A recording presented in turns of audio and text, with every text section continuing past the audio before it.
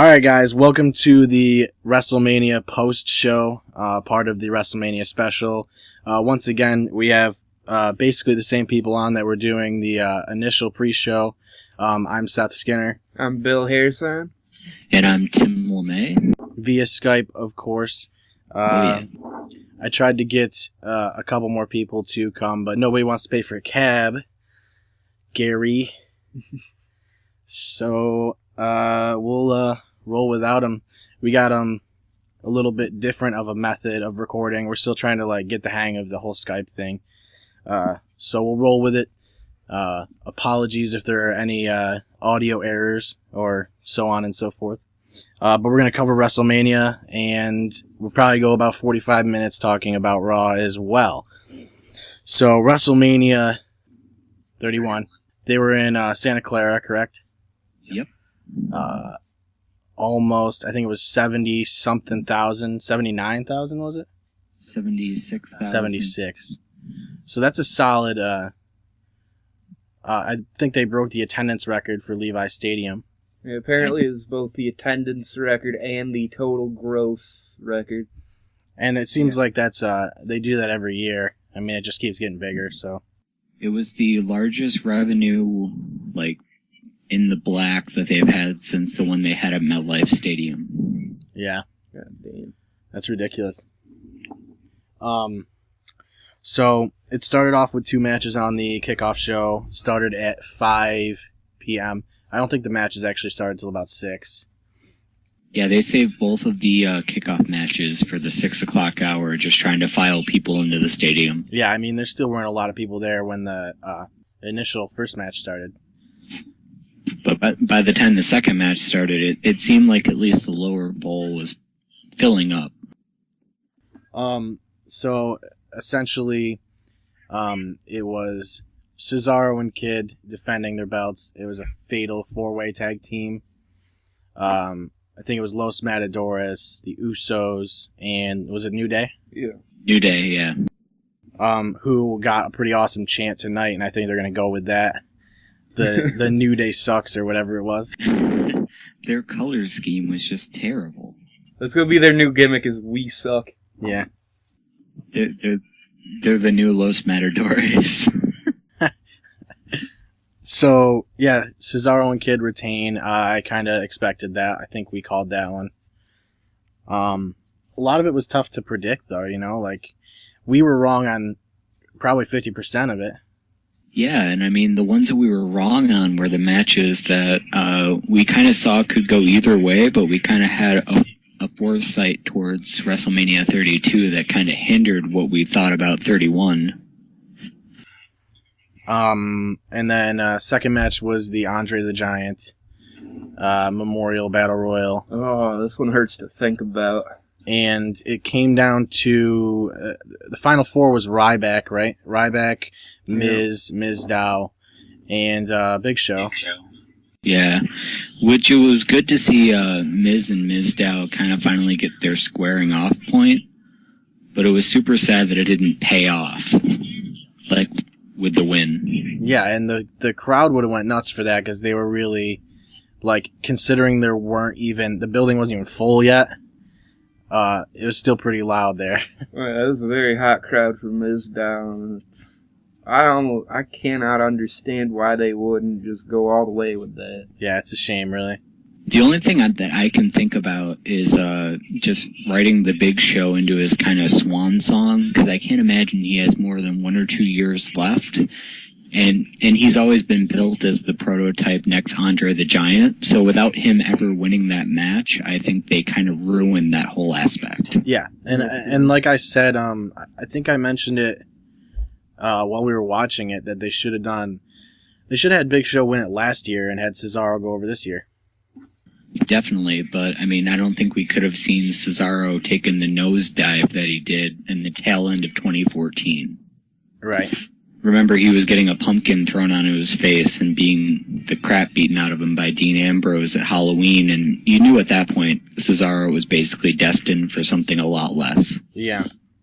Which is, and again, we've talked about it many times, that there's so much underutilized talent that they have And I think it's good that these guys are getting a push, but it's odd that they chose to do it in a tag team style.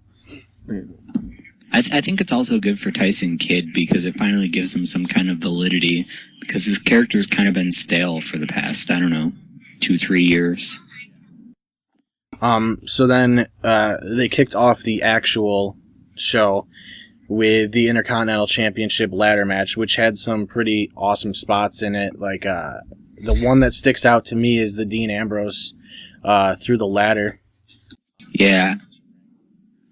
I'm not so sure he didn't get an actual concussion from that. Yeah. It was a really scary looking bump. I do like, the one thing that makes me think it was, well, at least booking the spot that way is you want to take Ambrose out of the mix for the rest of the night, so what eventually happened later, there would be no reason for him to interfere. Yeah. That, and you want to make it clear that, Daniel Bryan and Dolph Ziggler are destined for something more. And if you put those two up there without Ambrose factoring into it, it kind of makes it easier to go that way. So it ended with Daniel Bryan and Dolph Ziggler at the top of the ladder, basically headbutting each other back and forth for like 30 seconds. Which was kind of cute because they kept referring to him as the GOAT, so that kind of worked out pretty well. Yeah, he does that little huff puff thing and then starts headbutting people. Yeah. I didn't hate it. So yeah, Daniel Bryan came away with it. I think, I believe that's what we all pretty much said, right? I think so. It was either that or, yeah. It was. I wanted it to be Ambrose, but I think if they want to build the storyline for Daniel Bryan and Dolph Ziggler and elevating the title to Daniel Bryan, I think that's the easiest way to go. Yeah, I think we were all pretty much torn between those three, Ambrose, Ziggler, and Bryan. But ultimately, I think Ambrose is going to get his retribution with the U.S. title, but we'll talk about that later. So then Orton Rollins, which was a great match. That RKO spot. Yeah, that was really cool was and fantastic. Like very creative and like no one saw that coming really. I mean, you know that Seth Rollins is the high flyer from the Shield, and he really hasn't been able to utilize that since like the Shield breakup. He hasn't been able to do those high flying maneuvers, and I think this is like probably one of the first times we've seen that be a super utilized part of his moveset.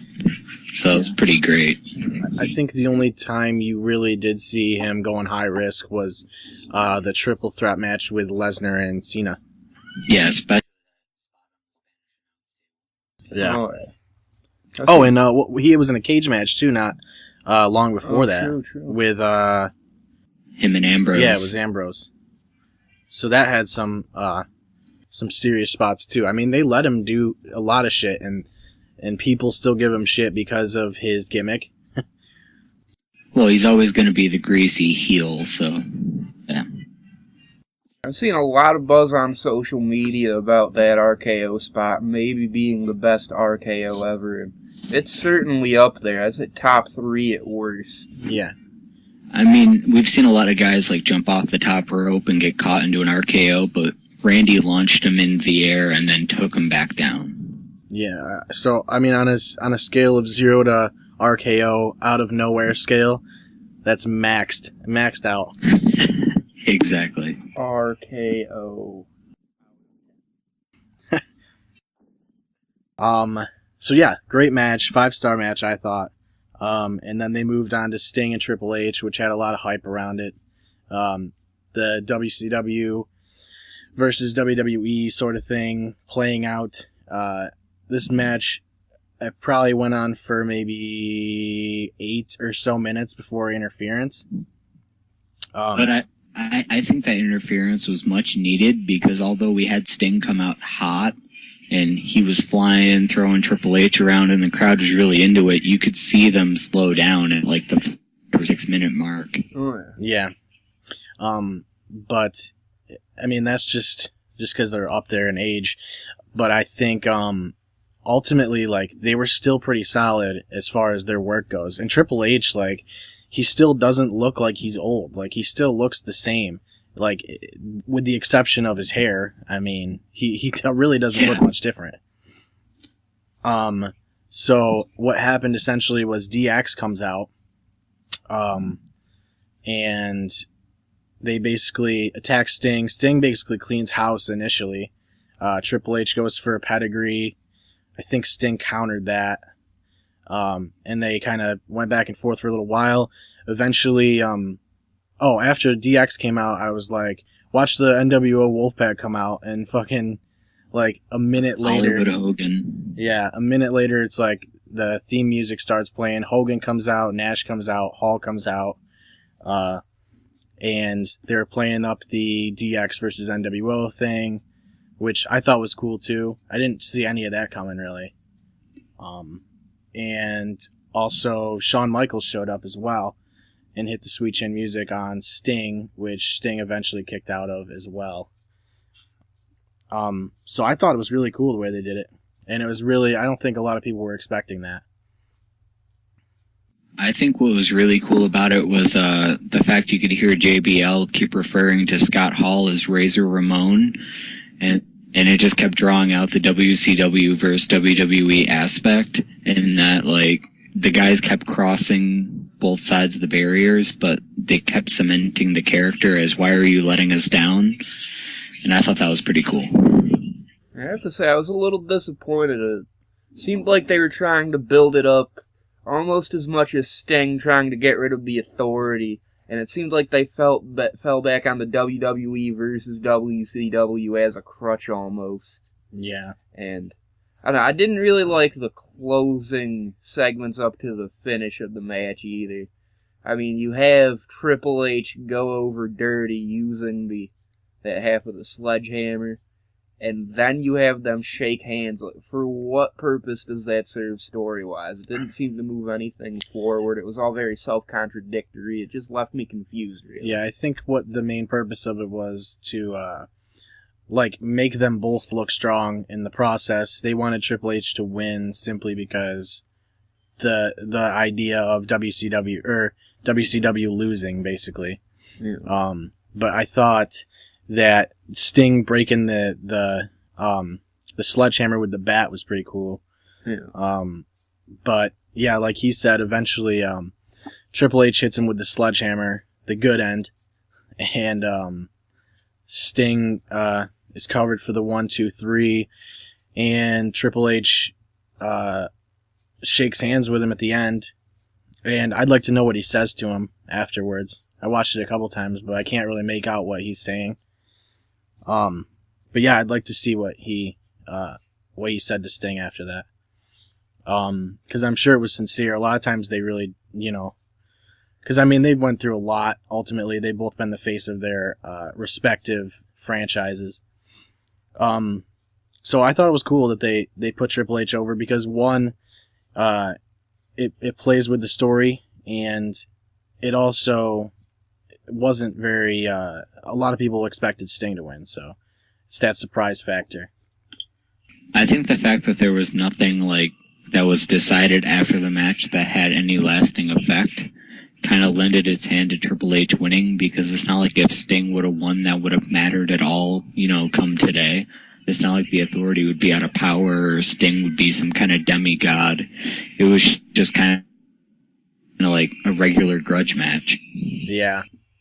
I think that really neither of them had a lot to gain from it, so it really could have gone either way, and I don't think it would have hindered a whole lot, because neither of them are really in a serious storyline. I mean, it really didn't happen until, close to WrestleMania anyway, and, it doesn't lead towards anything like making you think WrestleMania 32 is going to have anything between them.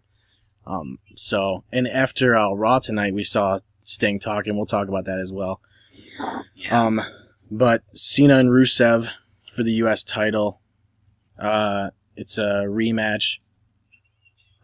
When was their first one? Fastlane? Yeah. So, since the last pay-per-view, they've been building up Cena and Rusev, and Cena goes over in this match. I don't remember, was it a pinfall, or what was how did he win? It was a pinfall after the Lana distraction, after she threw a shoe in the ring, and then she climbed up on the apron, And then Cena kind of bumped into her, threw her off the ring, and he was able to wrap up Rusev for the title. Yep. So, I mean, I think a lot of people expected Cena to win just because it's odd to have Cena in the place that he's at and not have a belt, and also the fact that he is the American hero, basically, at the time.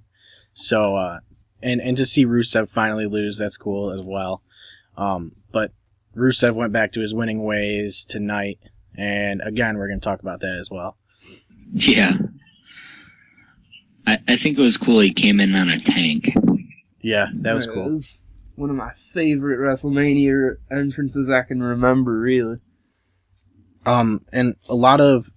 That's one of my favorite things about WrestleMania is the entrances. They're always very creative. And we didn't even talk about Sting and Triple H entrances. Triple H with the Terminator entrance and Sting with the tribal kind of thing. Yeah, the Japanese tribal band. Yeah, so I thought a lot of the entrances were cool. The one thing we were interested in was the fact that it's an outdoor stadium, and they had to do the next match that we're going to talk about in the daytime, which was Undertaker and Bray Wyatt, who are dark characters. So it was odd seeing them have to deal with an entrance in the daytime. Yeah, it's kind of odd to see the dead man come out, and I see they tried to plan that like as the sun was setting, but I think they were just a little bit light at that point. It wasn't really dark until the end of the match. Right. But I thought Wyatt was going to win this match initially, and it's an interesting decision to have Undertaker go over. I think a lot of people did want to see Undertaker go over, and deep down, I wanted to see Undertaker win too, but I didn't expect him to win. I think if you're trying to look ahead to WrestleMania 32, you want to figure out a reason. If you're going to have The Undertaker continue in Dallas, Texas, you want to give him a reason at this WrestleMania.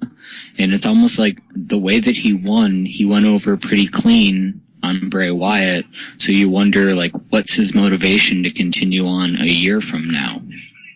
That was really the biggest thing, is that Wyatt has lost in multiple feuds that are like pretty big in scale, like the Cena feud and even the Jericho feud.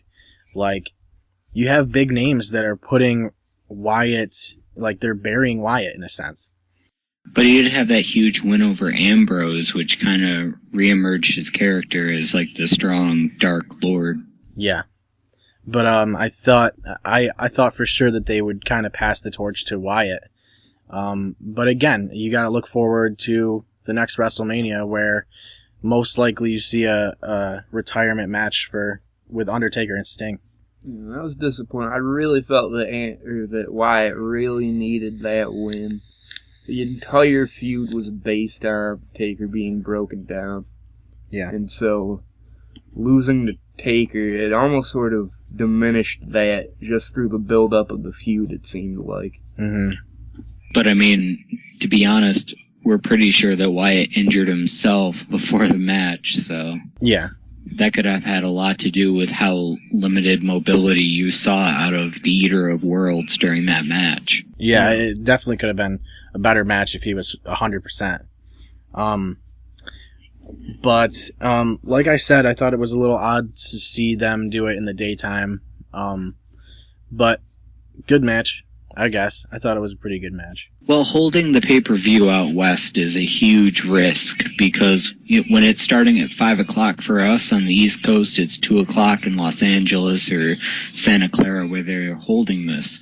So you really can't be surprised that all of a sudden we're heading into the second final match and the sun is still out, whereas, we're watching it in upstate New York and it's pretty darn dark outside. Yeah. And we kept trying to calculate what time it was over there. Just to hope that the Undertaker was coming out when it was dark.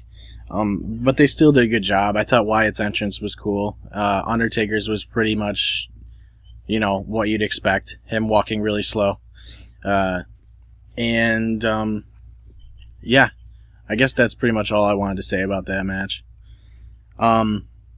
So I don't know. I don't remember the exact order of this. I think it was before the Undertaker and Wyatt match, but The Rock ends up showing up when Triple H and Stephanie are in the ring, doing their usual, whatever you want to call it. It was their gloating thing, and yeah, it came right around the 9:30 time slot, and they were just trying to kill time before 10 o'clock rolled around, which kind of caused a little bit of a problem, as we'll talk about when we hit the main event match, with like the time being so compressed. Yeah. So The Rock comes out like mid-sentence. I think it was Stephanie that was talking, and pulls Ronda Rousey out of the crowd. And they had a little exchange, which, like, Rousey tonight tweeted something about she might be coming back, and she's not done with the WWE, and so on and so forth. So, I wouldn't even be surprised to see a match between all four of them, maybe a tag match, or SummerSlam, what? Something along the lines of that. Which is interesting, because, you get that MMA audience to come over as well. So, like we said, it was kind of a time buyer, but at the same time, they were building to Ronda Rousey possibly, like, teasing a match with her. And I think if you're going to talk about the hashtag Give Divas a Chance, where you're talking about how a lot of the divas may or may not be hired based just how they look on the screen or how they look as an action figure or online, and all of a sudden you can grab a legitimate fighter like Ronda Rousey, who has a record that's almost impeccable, and she's pretty much unmatched anywhere, and you can put her in the WWE and say, here she is, she's going to come and take all here. That kind of gives them a little bit more of a legitimacy factor. Yeah, she's the Lesnar of the Divas division. And it doesn't hurt that she's quite attractive herself, too, really. If she could talk a little better on the microphone, she'd really be the complete package. And I'm sure they can work on that. If they can make Roman Reigns half listenable, they can make Ronda Rousey be personable to the fans. Oh, yeah, and she's already like that in the MMA world anyway. She's a talker. So I don't think it would take much. Just getting used to all the tempos and the beats of cutting a wrestling promo, right, really. And she already has like the skill set as far as talking trash. And then main event. Wow, that main event. Yeah, I thought this was awesome. I've watched it like 4 times now. Actually, probably more than that. Reigns and Lesnar, they really played this up pretty well with the whole Today Show banner and all that before the match. And they were allowed to fight. Yeah. Oh, yeah, it was physical, too. There was more blood than I've seen in quite a while, and they didn't shy away from it. Yeah. Oh, yeah. Especially after Lesnar hit the post there on the outside of the ring. Oh, and he was just gushing out on the apron? That's the thing that impresses me about Brock, is you'll see he'll do that quite a bit often. He ran his head right into that ring post just to get some color, just to put Reigns over that much more. Mm-hmm. I was quite impressed by that. So the flow of the match essentially was just a lot of Roman Reigns getting suplexed. Suplex City, bitch. Yeah, that's I think that's been hashtagged on social media a bunch of times as well. It's their next t-shirt. Yeah, it was trending for a while on there. But as you would expect, it was a bunch of suplexes. It was suplexes and Superman punches and spears. I mean, Reigns had a decent amount of offense, but it was in bursts. And I think it's hard to calculate exactly what happened on the final exchange, but I think it was after Rollins speared Lesnar for the second time. I think it was like 3 Superman punches and then 2 spears. They were both down, and Rollins' music hits, and everybody knows obviously what's going to happen. Rollins comes down, cashes in the Money in the Bank, and it becomes a triple threat match. So Rollins pushes Reigns out of the ring, I believe. He pushes Reigns out of the ring, stomps Lesnar, Yeah. and then when Lesnar goes for the F5, you see Reigns re-enter the match and spear Brock Lesnar. Yeah, and then when Reigns is down after that, Rollins stomps him, covers him for the 1-2-3, and walks away with the belt. And the part that really drove that moving forward was looking at the time, just knowing that it's a pay-per-view and it has to go off at 11. Rollins' music doesn't hit until I think like 10:52, 10:53. So he's already got only 4 or 5 minutes to run in there and make a difference. And you see when Roman Reigns hits that spear on Brock Lesnar that drops to just being Reigns and Rollins in the ring, you watch Brock just roll right out of the ring, and you can see that setup happening just that quick. Yeah. It was a very quick spot, and I think it added to the effect of it in a sense because, maybe they planned it like that because it was really, it all happened so fast, and I think that was part of the surprise of the whole thing. They built that whole match on chaos. And that's what you got. You got Brock Lesnar bleeding. You got Roman Reigns bleeding. You have both men down in a really vulnerable state. And you have Seth Rollins coming in like the greasy heel that he is. That's what his character is. And he just takes advantage of what's offered in front of him, which has been his whole gimmick since the Shield broke up. Right. Flawless booking on my end. That I wasn't happy that Rollins was holding the title, but I think the way that was put together was perfect. Yeah. So that was WrestleMania. I thought it was really good. I thought it was better than last year's. Because, you don't have just Daniel Bryan, like just the story of Daniel Bryan. You have multiple big fights, on one card. And that's what was good about it was it wasn't really boring at any point. We didn't talk about the Divas match, but, that really didn't go anywhere because it wasn't a title match, which I thought was kind of strange to not have the belt in the picture on that. But overall, I thought it was a great WrestleMania. I mean, out of 10, you gotta give it up there between like 8, 9. I know I personally had 2 or 3 fans that I had just get the network for that night. Because, you spend the $9.99 and you can get it for just that night or for the whole month. I had friends who joined in just for the WrestleMania pay-per-view, just on me telling them that it's going to be worth it. And I was just getting texts in, the 15, 20 minutes after it was over as I was talking to both of you guys that, they couldn't believe that was something that WWE could put on just based on the crap that they get throughout the year for booking guys incorrectly and making the same match over and over again and making something that's not entertaining. And for $10, I mean, that value is ridiculous. Oh, yeah. I mean, even if you're not a wrestling fan, you might as well get it. Exactly. If you can pay by the month and just spend $10 every March or early April for WrestleMania. Right. And even for SummerSlam if you want to watch that. I mean, that's what's good about the network is you can pick and choose. Yeah. I have to say, as poor of a build as they had towards that WrestleMania, and I do think they might have picked some of the wrong winners for 2 or 3 of the matches, but it really did overcome a lot, and it overcome very low expectations, and they delivered almost completely, I think. I would have to rate that between, I'd say a strong 7, a light 8 at worst. Mm-hmm. I picture it like a Super Bowl. You have the 2 teams going into it that say you just don't care about, and all of a sudden it's 2 minutes left in the 4th quarter and you have no idea what's going to happen. I think that's what WrestleMania kind of was for a lot of people. Yeah, and you always get that Super Bowl comparison because it is the kind of the end of the season in a sense for WWE. As we saw tonight on Raw, a lot of things reset. But with 15 minutes left, I want to start running through Raw because there were a couple things I do want to talk about. Initially, it starts with Lesnar wanting a rematch.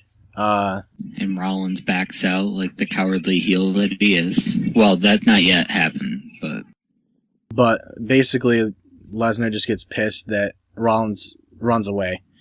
And, basically just kills 2 of the announcers. He hits Michael Cole with an F5. Yeah, throw the announce table over JBL and Booker T. Michael Cole, rest in peace, with the F5. Rest in pepperonis. And Yeah, it was a pretty scary bump that Cole took there.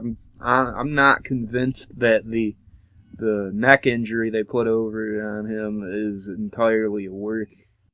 That's the fun part about Michael Cole, is that he's actually built to take some of those hits like once every 2 or 3 years. Yeah. And he loves doing it. So I don't have a problem with that at all. He also F5'd the cameraman a couple times, which obviously was most likely a plant from pretty much anywhere. Somebody that's not recognizable, but I can't imagine they had some random nobody take 2 F5s in the middle of the ring on Raw.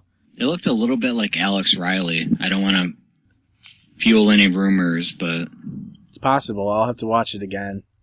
But that was interesting. Basically, the announce table was effed up for the entire show. So luckily they had half the SmackDown crew there to just pick it right up, though. right. Yeah. And then we had Bryan versus. debuting. Oh yeah, okay, that's right. Well, Bryan and Ziggler, I think, was after that, right? Or no, it was before that. It was before that, but it wasn't that spectacular a match other than the return of the Celtic Warrior. Yeah. So Bryan goes over Ziggler. Barrett attacks because he was on commentary. And then Sheamus's music plays. He comes out with this crazy looking mohawk and braids in his beard. Tribal Sheamus. And then we got the "You look stupid" chants from the crowd. The crowd was really good tonight. I was surprised. At the end of the show, the crowd won my heart. Yeah. Oh, they had the "We are awesome" chants. The wave. Yeah. Yeah, and the wave. Yeah, that was really cool to see. They were just they were disinterested at the second half of the show. Oh, Yeah. yeah.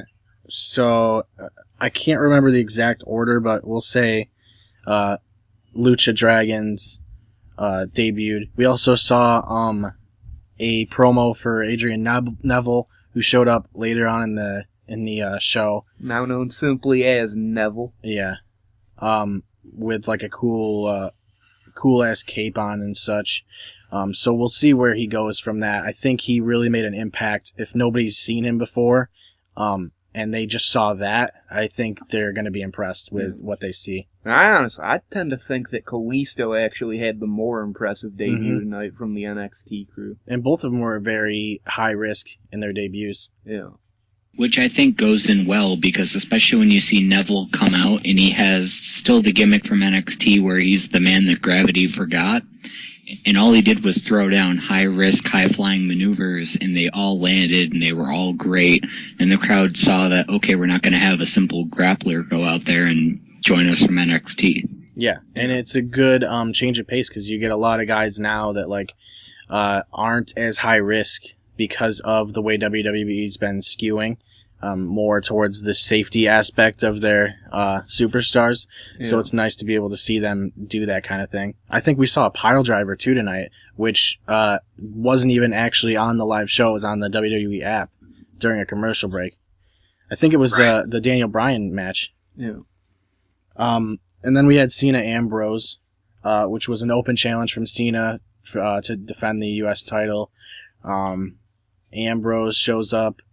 Which is good, because Ambrose is a former U.S. title holder, and you see him get shut out of the Intercontinental title, and people are wondering if he's even alive heading into this episode. It really puts over the U.S. belt as a belt that people actually want, which is good for it. Yeah, and that's what Ambrose has been doing, really. It seems like he just is elevating the belts, jumping from belt to belt, just trying to elevate them.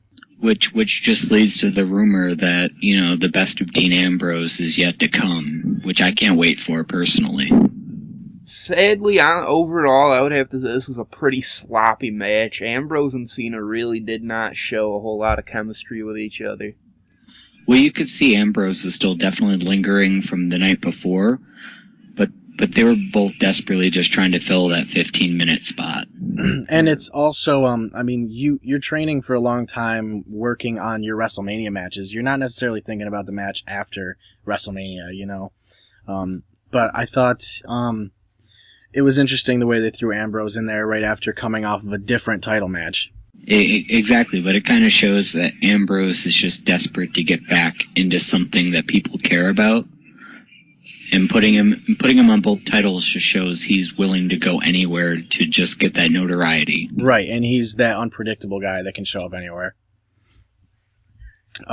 So I think next was Mizdow, who did he win this match? I don't even remember watching. Yeah, he did. He did in definitive fashion over. So it was Stardust. Which is kind of depressing because I was kind of hoping he would come out tonight with a Hallelujah entrance and his You're Welcome kind of thing, because I wanted to see him get Sandow back. But the crowd's still behind Mizdow, so I mean, might as well keep rolling with it. I thought it was interesting that he came out with the Miz gear, basically, instead of rebranding. Yeah, I do feel like they're going to try to more formally bring that all to a close before moving Sandow back onto his own thing. Yeah, I thought it was a little strange that they did it on a kickoff show. So not much else to say about it. I guess that's going to be something we got to look at going forward. Extreme Rules. Yeah, I'm assuming he does have something big at Extreme Rules. That'd be nice to see. Rusev redeems himself over Goldust. Not a lot to say about that, to be honest. It's just Rusev trying to go back to his crushing mentality. Yeah, his winning streak. And then the main event was a 3-on-3 with Rollins, Big Show, Kane, The Authority, and initially it was Randy Orton, who teamed up with Ryback and Roman Reigns, which kind of was thrown together, I thought, and it's just kind of to show those guys off. I was really expecting probably Eric Rowan to come back out because we haven't seen much of him at all, so I thought maybe he could have taken Reigns' spot, but it's obvious they were just trying to get Reigns back in the picture after WrestleMania. Yeah. Was Rowan in the Battle Royal? Yes, he was. I think he was one like the final 8. I mean, again, not a lot to say about it. As far as I'm concerned, I don't know if you guys have a lot to say about it or what, but there really wasn't much noteworthy that happened, honestly. Right. It was a pretty basic main event for a Raw because they were pretty tight on time. They probably had 15-20 minutes to work a 6-man match in, so it kind of worked pretty well. Yeah. And then they went off the air after that and went to the WWE Network, where we saw Sting kind of addressing his loss at WrestleMania. This is the second time I think we've seen Sting on an exclusive WWE Network segment. I think the cool part of that was that he didn't write off the fact that he's done. He just kind of said, if somebody else wants to throw something at me, come at me, because I am here and I am part of the company now. Yeah. I think he's just open to doing more. It's just a matter of what WWE wants to do. No, that did almost come off as a bit of an unscripted moment, like him basically trying to angle for another shot, really. Mm-hmm. And I think that does kind of wrangle into what we're talking about with the WrestleMania 32 kind of aspect of having him come back. It was kind of sad that they said that The Undertaker was booked for tonight, so I was expecting him to have something else to say. But the guy who did step out, which I'm sure you guys want to talk about, was kind of a big deal to get him back into a raw and televised kind of point. Yeah. So Bo Dallas's music hits, which we haven't really seen him at all leading up to WrestleMania. He showed up in the Battle Royal, I believe it was. Yep. And it's interesting because you keep seeing Bo Dallas in these segments that are very similar to this, where he'll come out, do his little inspirational type thing, and then just get, wrecked. and nothing comes of it really. So I really hope that they start to push him in some sort of direction creatively, because I think he does have the skills, and I think that he's one of the few characters now that has like the comic edge to him. Yeah. You know, not quite a Eugene, but he's on a similar level. I have an idea that'll work for Bo Dallas right now. Bo Dallas against Curtis Axel. Oh, that could be interesting too. Because Curtis Axel is playing the whole, I'm the king of Royal Rumble, I'm the guy who you can't eliminate, I'm the guy who's on top of the world, come and try and get at me. And you have Bo Dallas, who just simply believes that he can be there and he can be that guy. Put those two against one another, and I think we can get some pretty good matches, at least in like the mid-card or lower level, that could kind of elevate both of them. Yeah, and they're both talented, and like we said, I think while we were watching that Bo definitely looks like he's bulked up quite a bit as well. Despite that goatee. But yeah, he's gotten bigger muscle-wise. Like, he's not built like his brother Bray Wyatt, but I mean, he's getting a lot bigger than he was when he was doing his Believe originally. Yeah. So yeah, like I said, I hope they push him into something moving forward, but it's like it's a long shot because of how many times we've seen a very similar situation to what we just saw after Raw. Yeah. It's a shame. I do think the gimmick has legs. He does play it well. He may not be the most technically gifted wrestler, but I do think he does enough to be entertaining and merit a spot on the shows. Yeah. Even if it's just like a time killer. With a 3-hour show, like we've said before, you gotta buy, at least some time. There's no way you're gonna fill that 3 hours completely the way you want to. Yeah. So to buy time with somebody like that on a comedic level is a good way to do it. Yeah. I think that's what they're doing with Curtis Axel, too. So, like you said, that is a good idea to throw those two together. Yeah. So, I think overall it was a pretty good show. I mean, the second half was clearly quite weaker than the first half was. Definitely ran out of steam, but overall it was one of the better Raws in recent memory. Mm-hmm. Yeah, and I think that just holds for the new season of what we're going to see for wrestling. And I think, if anything, we'll see a stronger couple weeks coming out of it, because we saw they came out with a really strong WrestleMania that kind of showed, okay, you guys really don't like where we're going with something, we're going to give you a little bit of a basic swerve.